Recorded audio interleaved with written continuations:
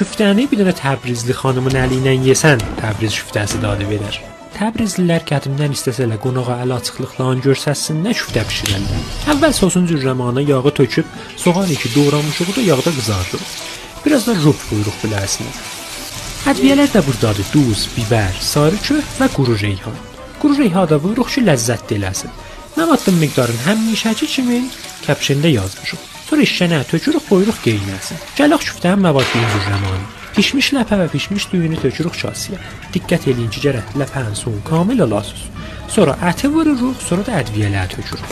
Biraz da soğan doğrayırıq içinə, əlimizlə qatırıq. Qatandan sonra geçsin çərxi quşda. Məvadını səxləyəndən sonra quru mərzəni də üstünə tökürük. Sonra da tərgü ilə vururuq. Neçə daha da yumurta sındırıb vururuq məvadda. Sonra kamil vərz veririk.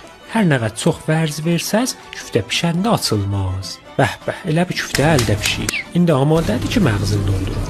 Məğzdə də girdəkan, soğan, əli və zəriş vururuq. Burada da sosumuz qeynir.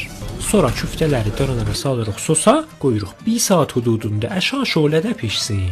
Küftələri çəkirik qablara. Bəh-bəh. Şücan.